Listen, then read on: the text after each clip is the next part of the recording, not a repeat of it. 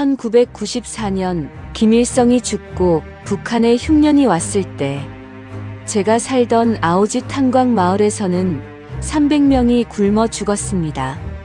사람들은 쓰러졌고 아이들은 더 이상 일어나지 못했고 동네는 하루가 다르게 조용해졌습니다. 그런데 이상하지 않으세요? 300명이 굶어 죽었는데 아무도 울지 않았습니다. 아무도 항의하지 않았고 아무도 책임을 묻지 않았습니다. 왜냐하면 우리는 원래 버려진 사람들이었기 때문입니다. 이 나라에는 희망이 없다. 우리는 이 땅에서 죽을 수밖에 없다. 그리고 1997년 2월 아버지는 말했습니다.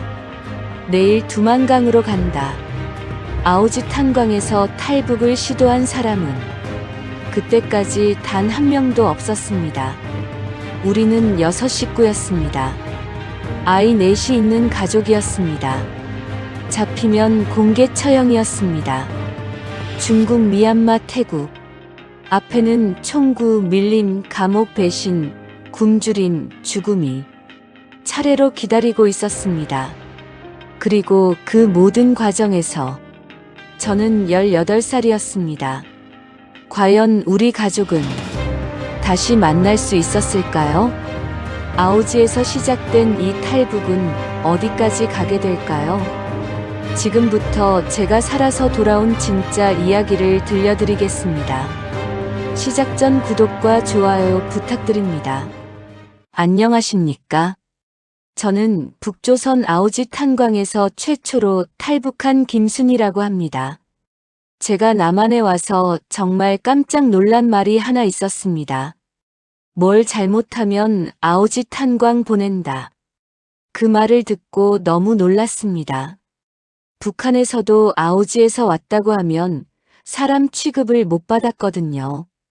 거기 사람 못 사는데 거기 어떻게 사람이 살아? 거기 반동들이 살잖아. 이렇게 차별하고 무시했습니다. 왜냐하면 아오지는 정치범과 국군 포로들을 모아둔 곳이었으니까요. 식량난이 오면 제일 먼저 끊기는 곳이 아오지였습니다. 그래도 되는 존재라고 여겼으니까요. 우리는 버려진 존재였습니다. 1994년 김일성이 죽고 흉년이 왔을 때 북한에서 많은 사람들이 굶어 죽었습니다. 우리 마을에서만 300명이 굶어 죽었어요. 배급은 완전히 끊겼고 배고프니까 사람들이 쥐구멍을 파서 쥐가 모아둔 옥수수를 파먹고 산에 가서 풀뿌리 나무 뿌리를 다 캐다 먹었습니다. 동네에는 아이들이 일어나지를 못했어요. 다 누워만 있었습니다. 먹지 못하니까 사람들은 온몸이 팅팅 부어 있었습니다. 그런데 이때 정말 타격이 큰 사람들이 있었습니다. 바로 국군 포로 어르신들이었어요. 이분들은 남쪽에 고향이 있지만 북한에는 친척이 한 명도 없었습니다. 게다가 아오지에서는 이동할 자유도 없었어요. 그래서 제일 먼저 굶어 죽어갔습니다. 저희 동네에 부산에서 오신 국군 포로 어르신이 계셨습니다. 두 분 부부가 굶어서 돌아가셨어요. 집에는 20살이 넘은 아들과 딸이 남았습니다. 딸은 그래도 돌아다니면서 빌어먹고 주워 먹어서 괜찮았는데 아들은 일하고 집에만 있으니까 먹을 게 없었습니다. 비쩍 말라가는 게 눈에 보였어요. 정말 잘생기고 훤칠한 청년이었는데 말입니다. 뼈만 남은 몸을 이끌고 어느 날 그 청년이 기찻길로 걸어갔습니다. 그리고 달려오는 기차에 몸을 던졌습니다. 굶어서 괴롭게 죽어가느니 차라리 기차에 몸을 던진 거였어요. 불행인지 다행인지 목숨은 붙어 있었는데 두 다리가 잘렸습니다.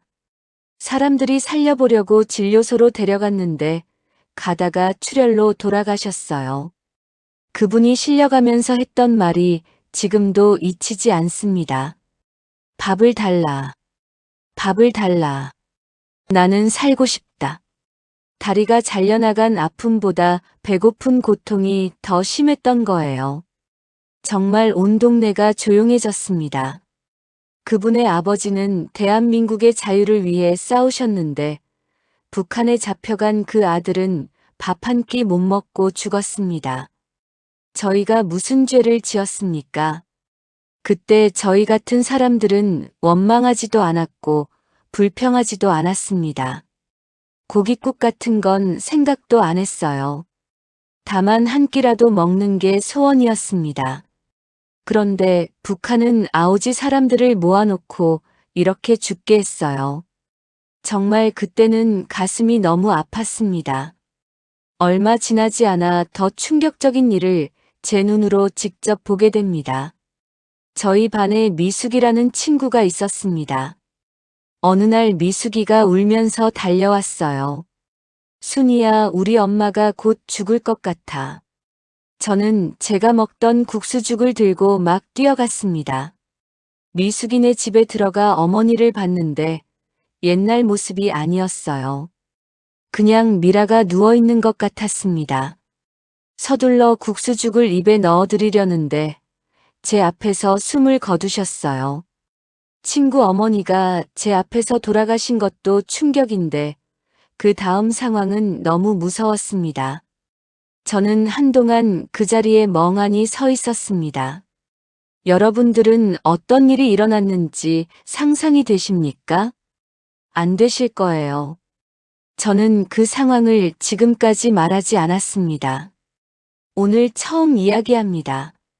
과연 버려진 사람들이 사는 아오지에서 어떤 일들이 일어났을까요?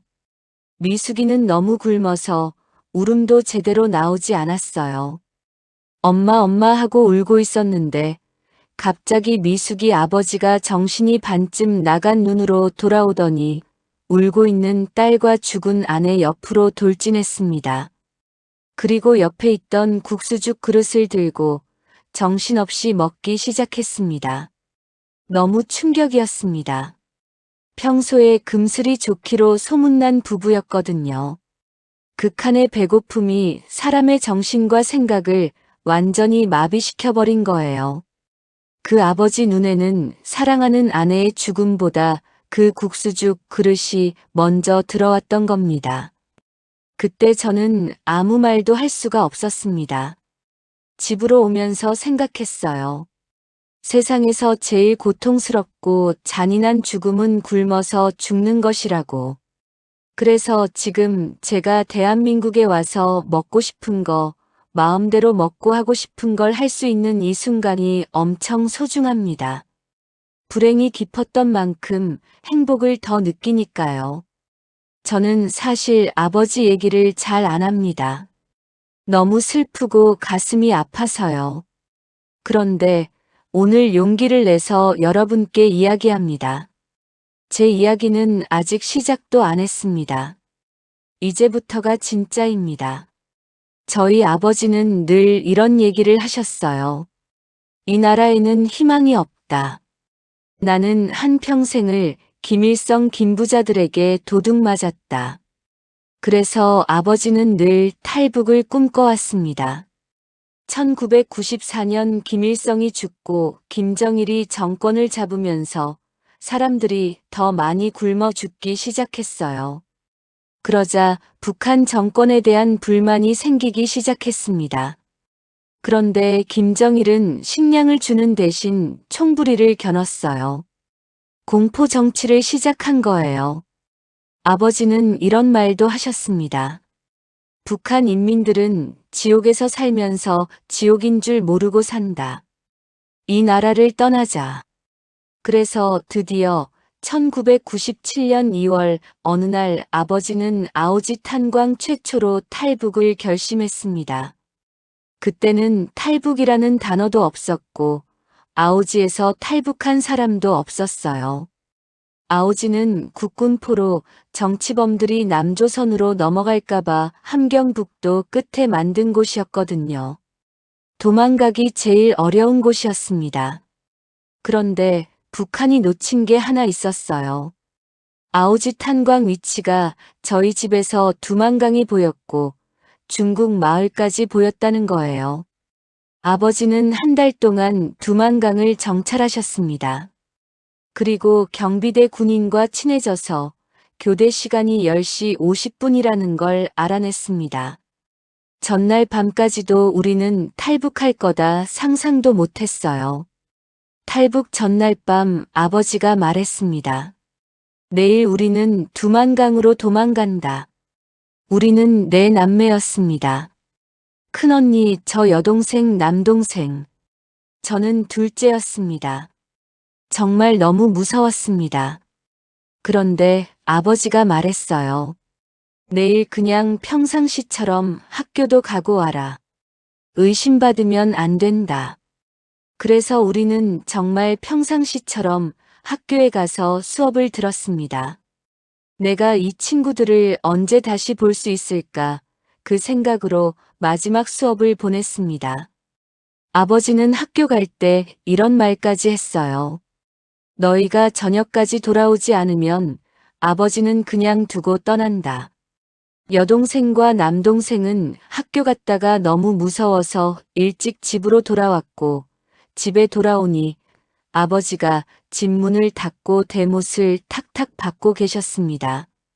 이제 떠날 준비다. 우린 6식구였기 때문에 3명씩 나눠 움직이기로 했어요. 한 팀은 이쪽 길, 한 팀은 반대 길로 가서 학송역 쪽 마을 끝 동네에서 만나기로 했습니다. 군인들이 물어볼 것을 대비해 빵을 만들어 배낭에 넣고 먹을 것 구하러 간다고 말할 준비도 했어요. 그리고 고기 장사할 때 알게 된 동네 사람 댁을 들린다는 설정도 만들었습니다. 그 집이 경비대와 친했거든요. 실제로 군인을 2번 만났는데 빵이랑 담배를 주면서 겨우 넘어갔습니다. 아우지에서 두만강 쪽으로 가려면 초소 3개를 지나가야 했습니다. 군인들이 총을 메고 경계를 서는데 우리 가족을 미심쩍게 보는 눈빛이 느껴졌어요. 정말 아슬아슬했습니다. 너무 무서워서 어느 순간 산속으로 들어가 숨었습니다. 심장이 콩당콩당 뛰었습니다. 아버지가 시계를 보더니 말했어요. 9시 50분이다. 아버지가 알아낸 게 있었어요. 10시 50분에 경비가 교대하면서 초소가 잠깐 비는 틈이 생긴다는 거.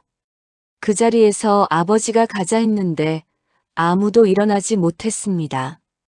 우린 사형을 보고 자랐잖아요. 만약 탈북이 탄로나면 온 가족이 공개 처형입니다. 저희는 아버지에게 애원했습니다. 아버지, 제발 돌아갑시다. 저는 아버지에게 이렇게까지 말했어요. 아버지, 어떻게 사회주의를 버리고 갈 수 있습니까? 우리 죽더라도 사회주의 지킵시다. 여동생은 이렇게 말했습니다. 아버지, 어떻게 장군님을 배신하고 갈 수 있어요? 나 장군님 초상화 가져갈래. 그때 아버지가 말했어요. 내가 너희들에게 뭐라고 말해도 너희는 지금 못 알아듣는다. 그리고 아버지는 혼자 먼저 내려가셨습니다. 두만강을 향해 걸어가기 시작했어요. 아버지가 안 보이자 더 두려웠습니다. 총알이 아버지에게 날아갈 것 같았어요. 그때 어머니가 일어났습니다. 난 너희 아버지 없이 못 산다. 가자. 그래서 어머니와 우리 4남매가 함께 내려갔습니다. 어머니는 언제 돌아올지 모르는 고향 땅이니까 절하고 가자고 했어요. 저는 정말 열심히 절을 했습니다.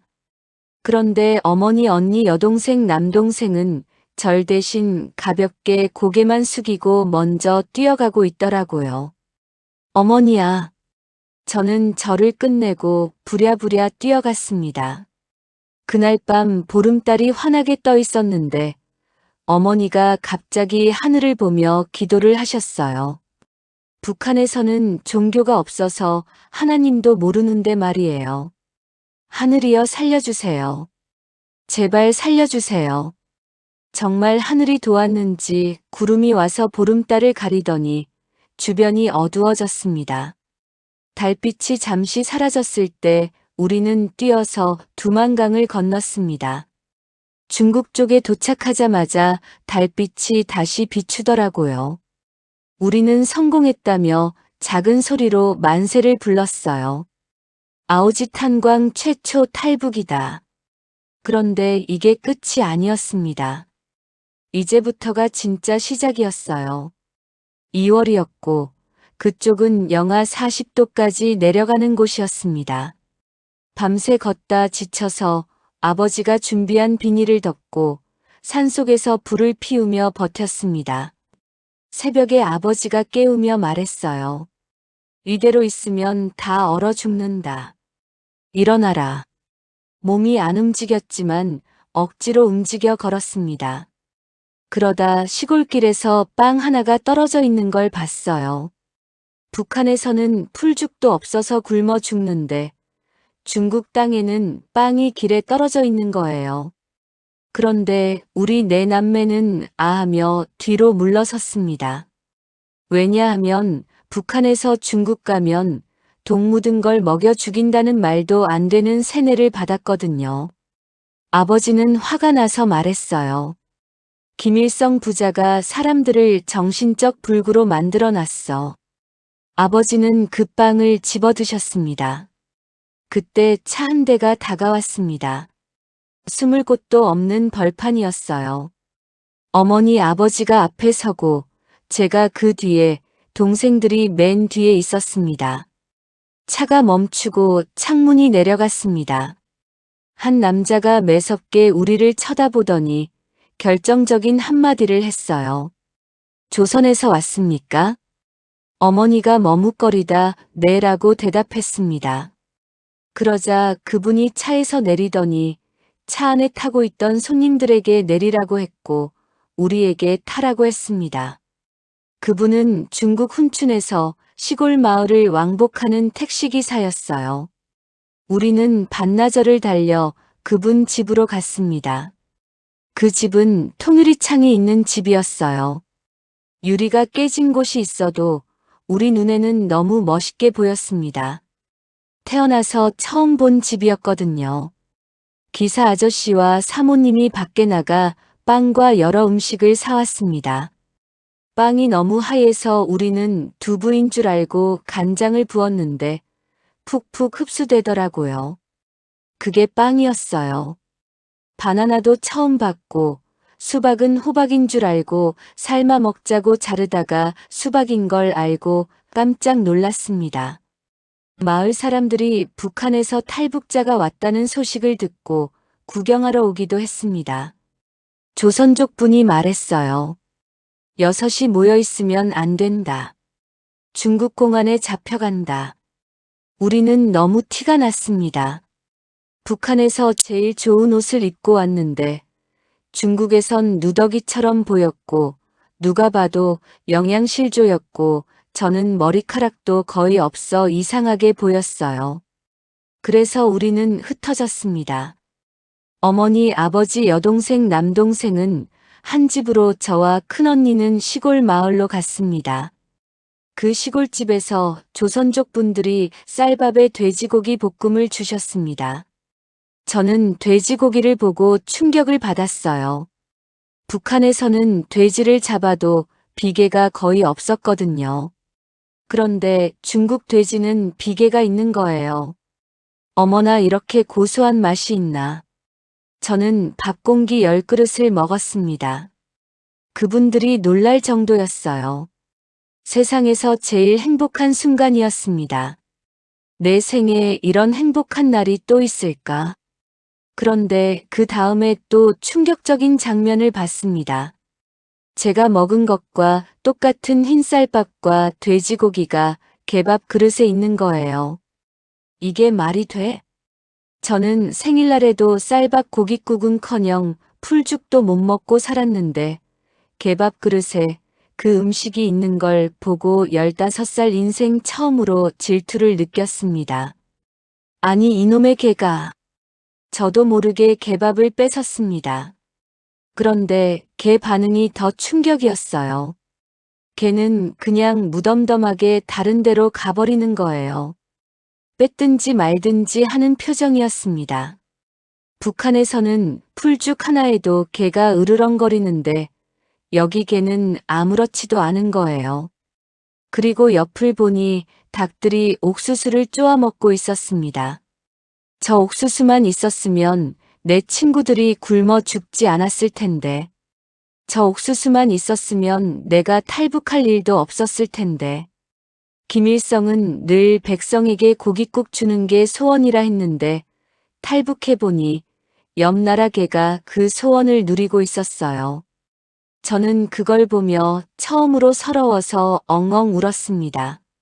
시골집에서 뜨거운 물을 데워 머리를 감기는데 언니는 향기나는 샴푸로 감겨주고 저는 설거지용 세제로 감기게 했습니다. 나는 왜 설거지 세제예요?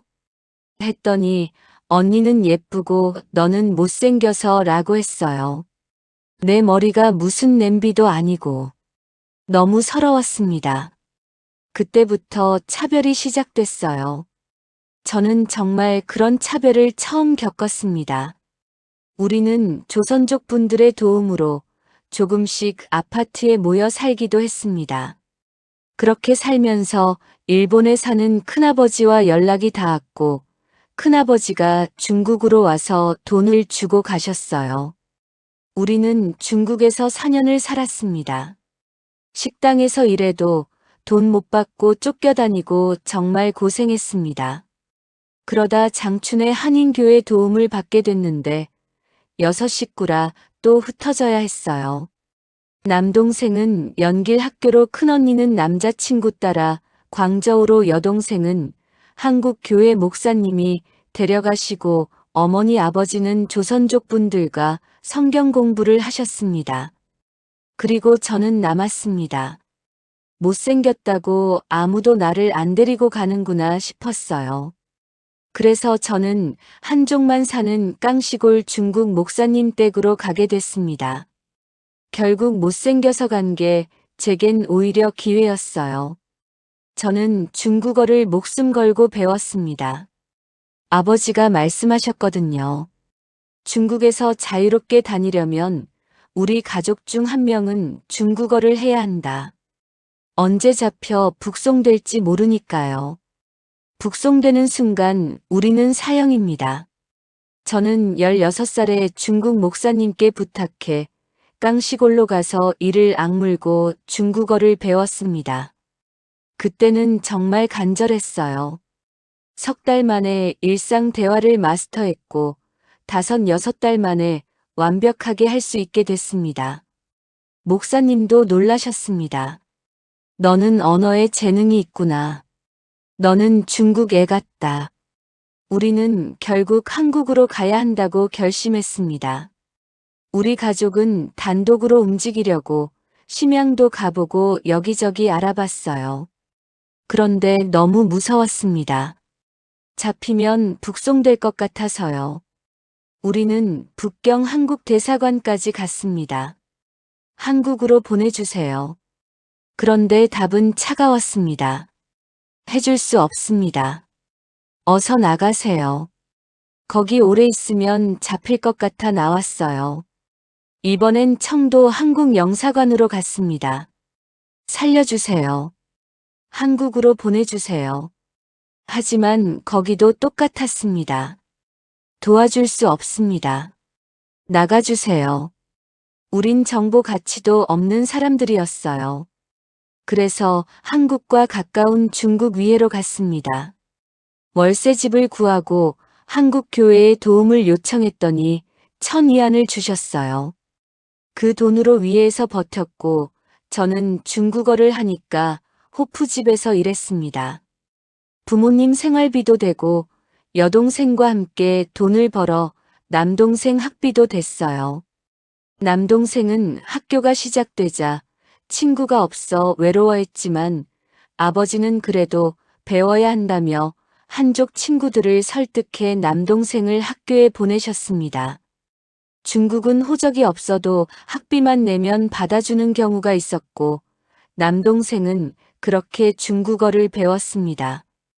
일본 큰아버지가 또 돈을 보내주셨고 우리는 그 돈으로 나무 고기잡이 배를 샀습니다. 이 배를 타고 한국으로 가자. 1999년 겨울이었습니다.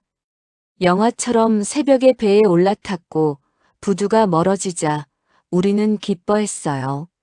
만세! 드디어 한국 간다. 그런데 기쁨도 잠시였습니다. 배에 물이 차기 시작했어요. 알고 보니 고장난 배. 우리는 사기를 당한 거였습니다. 우리는 살려고 물을 퍼냈지만 하루가 지나자 물 차는 속도가 더 빨라졌고 배는 바다 한가운데서 멈춰 섰습니다. 우리는 기진맥진해서 손가락 하나 움직일 힘도 없었어요. 하늘을 보며 죽음을 기다렸습니다. 그때 아버지가 하얗게 질린 얼굴로 저를 보며 말했어요. 미안하다. 저는 울면서 말했습니다. 아니에요, 아버지. 제가 미안해요. 아버지를 지켜주지 못해서 미안해요. 하지만 우리를 이끌고 새로운 세상을 보여줘서 정말 감사해요. 살아서 정말 좋았어요, 아버지. 아버지의 딸로 태어나서 정말 감사했어요. 우리는 희망을 놓아버렸고 눈을 감았습니다. 그때 갑자기 큰 물체가 우리 배를 툭 쳤습니다. 저승사자가 왔나 하고 눈을 떴더니 큰 배가 와서 그물을 던져 우리를 구조하는 거예요. 마침 폭풍이 오고 있어서 중국 고기잡이 배가 돌아가다가 우리를 발견하고 구조한 거였습니다. 우리가 구조된 뒤 1시간 만에 우리 배는 물속으로 가라앉았습니다.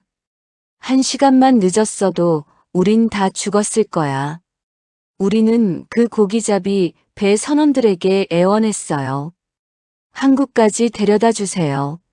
하지만 그 배는 중국 대련으로 들어가는 배였습니다. 대련 부두에 도착하자 이미 연락이 들어갔는지 중국 공안이 포위하고 있었습니다. 저는 신기하게도 도망을 잘 쳤어요. 배 옆으로 내려가 도망쳤는데 뒤돌아보니 어머니, 아버지, 언니 온 가족이 잡히는 게 보였습니다. 그 순간 지금 헤어지면 영영 못 만날지도 모른다는 생각이 들었고 어머니, 아버지는 중국어를 못하시니까 책임감에 도망칠 수가 없었습니다. 그래서 저는 다시 걸어가서 나도 이 가족이에요 라고 했고 결국 온 가족이 차에 실려 이송됐습니다. 대련의 구치소 같은 곳으로 갔어요. 사무실 같은 데 앉으라고 했는데 경찰은 우리를 보자마자 북한에서 왔다는 걸 알았습니다. 그때 어머니는 조선족 아줌마한테 받은 낡은 신분증을 어머니 거인 것처럼 내밀었어요. 그 당시 중국은 지금처럼 컴퓨터 시스템이 빠르지 않아서 조사도 오래 걸렸거든요. 그런데 그중 높은 경찰이 그래, 너희 어머니는 조선족이야 하면서 신분증 이름을 대고 너희도 조선족이야 라고 말해줬어요. 우리를 봐주려는 거였습니다. 우리는 구치소 방 한 칸에 들어갔습니다. 볏짚으로 만든 매트 추우니 그 안에 파묻혀 자는 곳이었어요. 빵과 옥수수빵과 죽을 줬는데 처음엔 안 먹었습니다. 그런데 이틀 지나니 너무 배고파 더 달라고 했고 배가 고프니까 옥수수의 고소함이 느껴지더라고요. 우리는 한 달 동안 양치도 못했고 샤워는 말도 못했고 화장실도 문을 두드려야 갈 수 있었습니다. 그러다 이튿날 아버지를 나오라더니 이런 말을 했습니다. 나가서 돈을 구해와라. 돈을 구해오면 내 가족을 놓아주겠다. 북송하면 우리가 다 죽으니까 입막음하려고 돈을 뜯어내는 거였어요. 그래서 아버지는 밖으로 나가 한인교회 조선족 교회를 다니며 돈을 모으셨습니다. 아버지는 돈을 온 여기저기 숨겨 가져왔지만 경찰이 온몸을 수색해 거의 다 빼앗고 저에게 200위안만 주며 말했어요. 한 달 뒤에 나가라. 멀리 가라. 우리는 200위안 들고 다시 위해로 돌아가 또 일자리를 구해 버텼습니다. 신분이 보장되지 않으니 저는 언니에게 가서 말했어요. 언니야 가자. 언니는 싫다고 했어요. 배 타고 배 가라앉고 감옥 생활 고생이 너무 싫은 거예요. 저는 언니와 싸웠고 심지어 이렇게까지 말했습니다. 너 안 오면 내가 경찰에 신고해서 너 잡혀가게 할 거야. 다음 날 언니는 나오긴 했는데 입이 툭 튀어나와 있었어요. 완전히 삐진 거였죠. 언니는 남자친구에게 전화해 한국 가서 연락하겠다고 했고 가기 싫다며 큰 인형을 안고 나왔고 기차 시간을 놓치려고 택시에서 일부러 신발을 밖에 던지며 신발 떨어졌다고 하고 결국 기차역에 도착했는데 기차가 떠났고 고속버스 터미널로 갔더니 버스도 떠났고 언니는 좋아하더라고요. 저는 포기 못해서 택시를 타고 고속으로 달려 침대버스를 따라잡아 탔습니다. 언니는 인형 2개를 안고 올라탔고 비상식량 가방도 있었는데 언니는 그 볶은 쌀을 몰래 먹었어요. 그거 먹고 물 마시면 배 안에서 밥 돼. 먹지 마. 저는 말렸는데도 언니는 몰래 먹고 물 마시고 싶다며 우리가 가진 물도 다 마시고 기사 아저씨한테 녹차 우린 물을 달라고 해서 기사 아저씨가 내 거 남겨놔라고 화내고 난리였어요. 결국 언니는 배가 아프기 시작했고 고속도로에서 차를 세우고 화장실 간다고 내려갔는데 안 오고 노동자들은 버리고 가자고 하고 저는 버스 문 잡고 안 돼요라며 이 언니야 빨리 와 하고 소리쳤습니다.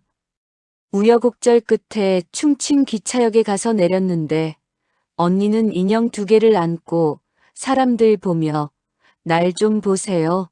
날 좀 보세요. 이러고 다녔고 그 사이 비상식량 가방 하나를 잃어버렸어요. 저는 너무 화나서 또 싸웠습니다. 기차를 타고 가는 내내 언니는 또 뭔가 먹고 열이 나고 아프다 하고 저는 밖에 나가 울고 들어왔더니 언니는 돌아다니며 사람들한테 약을 구걸해 먹고 있었어요. 우리는 부모님이 예전에 전화했던 곳에 연락했고 그곳은 싼 모텔이었어요. 며칠 전까지 계셨는데 나가셨어요. 우리는 전화 올 때까지 기다리려고 거기서 쉬었습니다. 다음 날 아침 아버지 어머니 목소리가 들렸어요. 큰딸아, 순이야. 아버지는 제 이름만 부르셨어요. 순이야. 아버지다.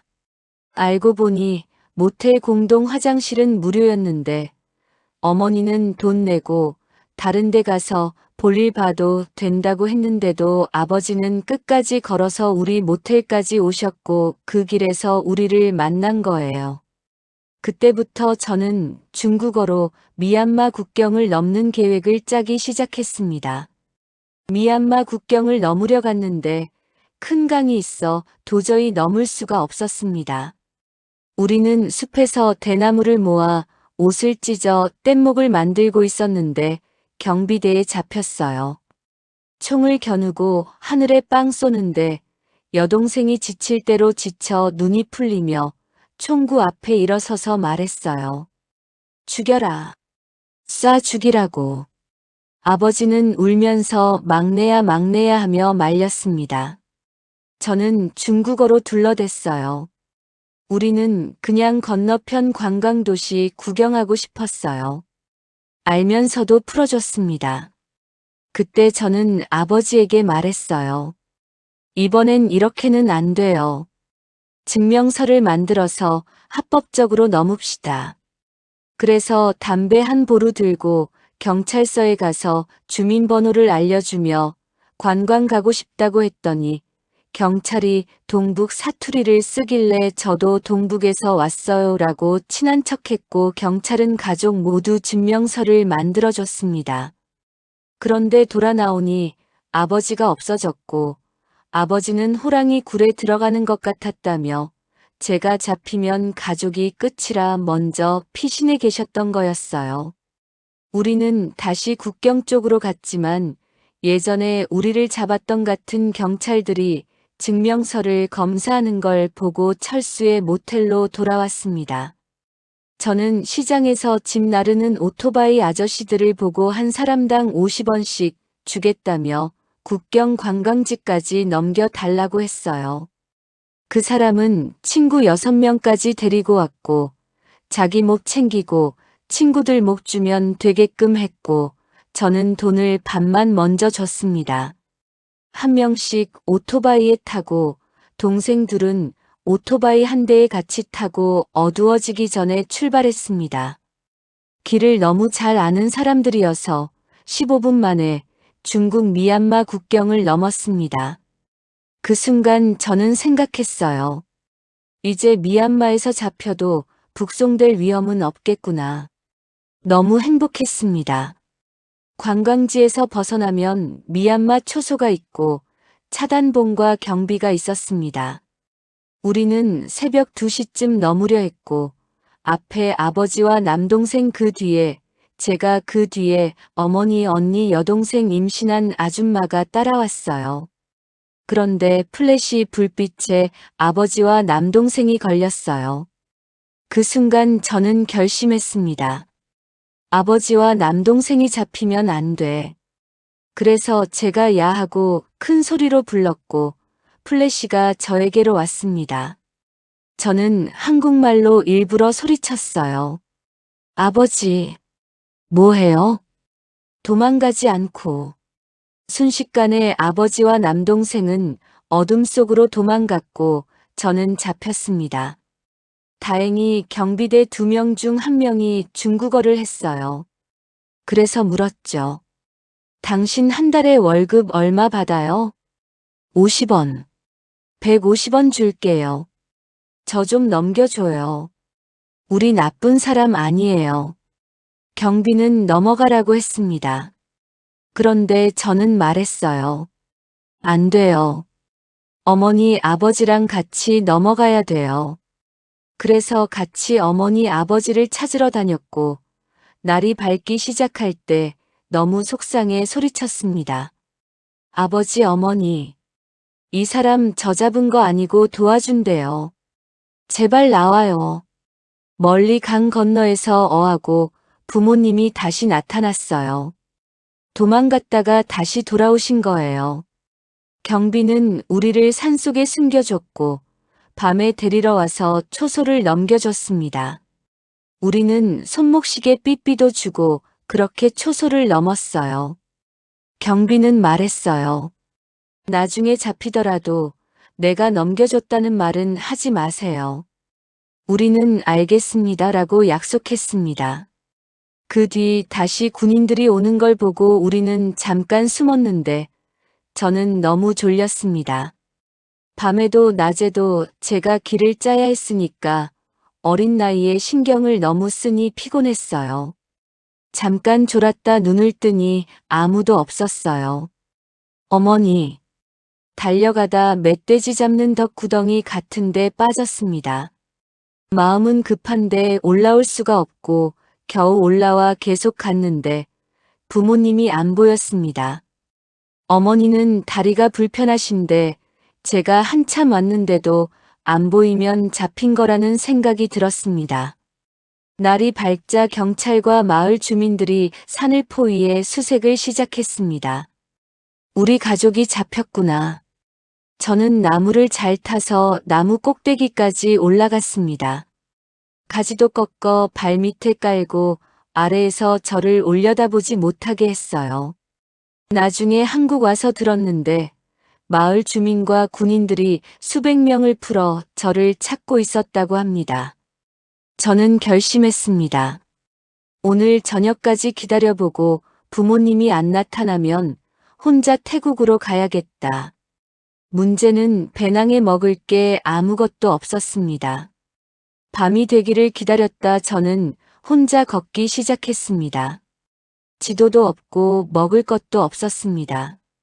칠흑 같은 어둠 속에서 담뱃불 같은 게 보이길래 경비대인 줄 알고 피했는데 가까이 가보니 여러 개의 담뱃불처럼 보이던 건 반딧불이었습니다. 어둠 속에서 반딧불이 그렇게 밝게 보일 줄 몰랐어요. 저는 일주일을 굶었습니다. 골짜기 내려가 물을 마셨는데 꿀맛 같았어요. 이렇게 맛있는 물은 처음이야. 그런데 눈을 뜨니 그 위에 소똥이 떠 있었어요. 저는 소똥 물을 마시고 있었습니다. 밤에는 나뭇잎을 모아 깔고 나뭇잎을 덮고 자고 새벽에 조금 자다 또 걷고 그랬어요. 미얀마에는 길마다 경비대가 많았습니다. 그런데 제가 제일 무서운 건 사람이었어요. 어느 날 군인들이 밥을 지어놓고 골짜기에서 세수하러 내려간 걸 봤습니다. 밥통을 나무에 끈으로 묶어 매달아 뒀더라고요. 저는 너무 배가 고파 겉옷을 벗어놓고 밥통을 열어 밥을 옷에 담고 다시 뚜껑 닫아 걸어놓고 죽어라 달렸습니다. 풀숲에서 밥을 먹고 있는데 조금 뒤 군인들이 돌아와 뚜껑을 열었더니 밥이 없으니 난리가 났죠. 저는 그 밥 먹고 또 슬금슬금 걸었습니다. 또 큰 강을 만났고 다리가 있었습니다. 낮에는 못 넘을 것 같아 밤까지 기다렸습니다.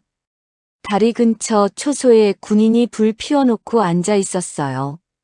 저는 겉옷을 다 벗어 가방에 넣고 얇은 옷만 입고 소리 날까봐 살금살금 기어갔어요. 군인이 손만 뻗으면 잡힐 정도로 가까웠습니다. 저는 그렇게 다리 쪽으로 올라가 다리를 건넜습니다. 다리를 건너 달리는데 건너기 전에도 초소가 있고 건넌 후에도 초소가 있었는데 건넌 후 초소에는 사람이 없었습니다. 그런데 퍽 하고 무언가에 맞았는데 총이 아니라 차단봉에 맞은 거였어요. 기절하는 줄 알았습니다. 그때 개들이 짖기 시작했고 저는 죽어라 달렸습니다. 개가 여러 마리 따라왔는데 신기하게도 어느 순간부터 개들이 못 따라오는 거예요. 확 따라왔는데도 어느 지점부터는 안 따라오더라고요. 저는 달리다 멈출 수가 없었고 몸이 앞으로만 나가다가 옆으로 쓰러졌습니다. 저는 산 위로 올라갔고 오두막 하나가 있었어요. 아줌마 아저씨가 저를 보고 놀라며 자기 민족 마을 촌장 집에 데려갔습니다. 그 촌장 사위가 중국인이어서 제가 중국어로 말할 수 있었어요. 촌장은 말했어요. 일주일 동안 여기서 체력을 회복해라. 내가 너를 태국까지 데려다 주겠다. 저는 구세주를 만난 줄 알았습니다. 그런데 저녁이 되자 촌장 아들이 밖에서 저를 슬쩍 불렀고 중국어를 하는 아들이 작은 소리로 말을 전했어요. 그 말을 듣는 순간 차라리 산속에서 죽는 게 낫겠다는 생각이 들었습니다. 빨리 도망가요. 촌장이 마을 남자들을 모아서 벌목하는 남자들한테 당신을 팔아 노예로 돈 벌자고 했어요. 좋은 사람처럼 보였던 사람은 아니었던 겁니다. 저는 마당에서 도끼를 받고 밤에 장작 패는 척하다가 톱을 찾아 도끼 자루를 잘랐고 달밤 아래서 마음속으로 다짐했습니다. 나는 죽을 수 없다. 죽더라도 가족은 살리고 죽어야 한다. 잠도 못 자고 아침에 몰래 나와 걷는데 간부집 아들과 그 가족이 저를 발견했어요. 그들은 제가 미얀마 사람이 아니라는 걸 알았고 사정을 듣고 도와주겠다고 했습니다. 그들과 떠나려는데 촌장 사위가 막아서며 너는 나랑 가야 한다고 했어요. 저는 배낭에서 도끼 자루를 꺼내 던지며 눈빛으로 말했습니다. 하늘이 돕든지 말든지 진짜 내 앞길을 가로막으면 나는 가족을 위해 당신을 용서할 수 없어요. 결국 그 좋은 분들의 도움으로 저는 미얀마 깊은 산속을 넘어 태국 국경 쪽으로 향했습니다. 그분들은 저를 태국 국경 근처 마을까지 데려다 주셨어요. 거기서부터는 혼자 가야 한다고 했습니다. 저는 그분들께 정말 감사하다고 인사를 했고 다시 혼자 걷기 시작했습니다. 태국 국경을 넘는 건 미얀마보다 조금 수월했어요. 경비가 덜 삼엄했거든요. 밤을 기다렸다가 국경을 넘었습니다. 태국 땅에 발을 디딘 순간 눈물이 났어요. 드디어 여기까지 왔구나. 하지만 이제부터가 또 다른 시작이었습니다. 저는 태국말을 한마디도 못했어요. 중국어도 안 통하고 영어도 할 줄 몰랐습니다. 배고프고 지쳐서 어느 시장 근처에서 쓰러졌는데 한 태국 아줌마가 저를 발견하고 물과 음식을 줬습니다.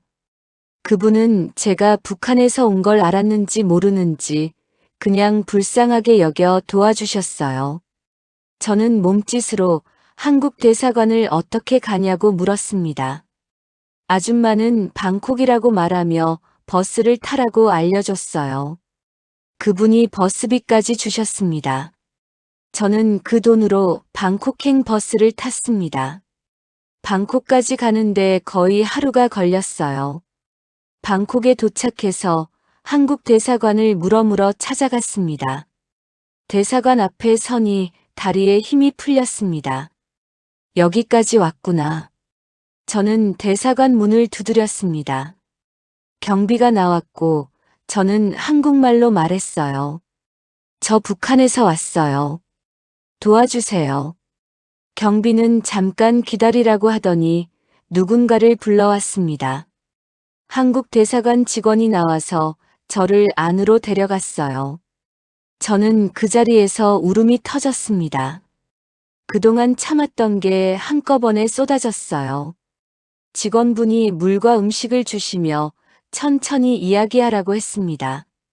저는 아오지에서 탈북한 것부터 지금까지의 이야기를 다 했어요.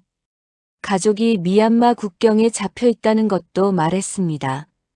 직원분은 놀라워하며 어떻게 혼자 여기까지 왔냐고 물었어요. 그러면서 가족을 찾는 걸 도와주겠다고 했습니다. 대사관에서 미얀마 쪽에 연락을 했고 북한 탈북자들이 수용되어 있는 곳을 수소문했습니다. 사흘이 지나 연락이 왔어요. 미얀마 국경 지역 수용소에 우리 가족과 같은 이름을 가진 사람들이 있다고 했습니다. 저는 너무 기뻐서 어쩔 줄 몰랐어요. 살아계신 거야. 대사관에서는 제가 직접 확인을 해야 한다며 미얀마로 가는 것을 도와줬습니다. 저는 다시 미얀마로 향했습니다. 이번에는 혼자가 아니라 태국 대사관 직원과 함께였어요. 미얀마 국경 지역 수용소에 도착했습니다. 철문이 열리고 안으로 들어가니 여러 사람들이 있었어요. 저는 그 사람들 사이를 뚫고 들어가며 소리쳤습니다. 어머니, 아버지. 그때 멀리서 목소리가 들렸어요. 순이야. 그게 우리 순이 목소리다. 저는 그쪽으로 뛰어갔습니다. 어머니, 아버지, 남동생이 거기 계셨어요. 우리는 그 자리에서 껴안고 울었습니다. 일주일 만에 다시 만난 거였어요. 어머니는 제 얼굴을 쓰다듬으며 말했어요. 살아있구나. 우리 딸 살아있구나. 아버지는 아무 말 없이 그냥 우셨습니다. 남동생은 누나 정말 대단해하며 제 손을 꼭 잡았어요. 저는 가족들에게 제가 어떻게 태국까지 갔는지, 태국 대사관에서 어떻게 도움을 받았는지 이야기했습니다. 가족들은 놀라워하며 18살밖에 안 된 내가 그 일을 다 해냈냐고 했어요. 임신했던 아줌마도 계셨는데 다행히 건강해 보였습니다. 태국 대사관 직원이 우리를 태국으로 데려가는 절차를 밟기 시작했습니다. 미얀마 당국과 협상을 하고 서류를 준비하고 일주일이 더 걸렸어요. 그동안 우리는 수용소에서 함께 지냈습니다. 비록 갇혀 있었지만 가족이 함께라는 것만으로도 행복했어요. 저는 그동안 혼자 겪었던 일들을 가족들에게 이야기했습니다. 반딧불 이야기, 소똥물 이야기, 군인 밥 훔친 이야기, 다리 밑을 기어 넘은 이야기, 개들한테 쫓긴 이야기, 도끼 자루 자른 이야기. 가족들은 웃기도 하고 울기도 하며 제 이야기를 들었어요. 아버지는 말했습니다. 순이야, 내가 우리 가족을 살렸다. 내가 아니었으면 우리는 여기서 죽었을 거야. 저는 고개를 저었어요. 아니에요, 아버지. 아버지가 탈북을 결심하지 않았으면 우리는 아우지에서 굶어 죽었을 거예요. 우리는 모두 함께 살아남은 거예요. 드디어 태국으로 넘어가는 날이 왔습니다. 우리는 버스를 타고 미얀마를 떠나 태국으로 향했어요. 국경을 넘을 때 또다시 가슴이 두근거렸습니다. 하지만 이번에는 공식적인 절차를 밟은 거라 문제없이 넘어갔어요. 태국 방콕에 도착했습니다. 한국 대사관에서 우리를 받아줬어요. 우리는 대사관에서 제공한 숙소에서 지내며 한국으로 가는 절차를 밟기 시작했습니다. 서류를 작성하고 조사를 받고 건강검진도 받았습니다. 한 달이 넘게 걸렸어요. 그동안 우리는 방콕 시내를 구경하기도 했습니다. 태국은 정말 다른 세상이었어요. 높은 빌딩들, 많은 자동차들, 화려한 가게들. 북한에서는 상상도 못했던 세상이었습니다.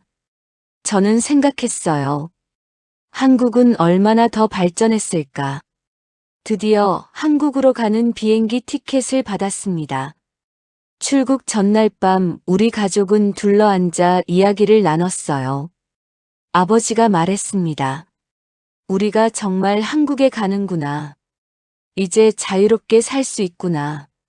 어머니는 눈물을 흘리며 말했어요. 큰딸은 어디 있을까? 작은 딸은 잘 있을까? 우리 가족이 다 모이는 날이 올까? 저는 어머니 손을 잡으며 말했습니다.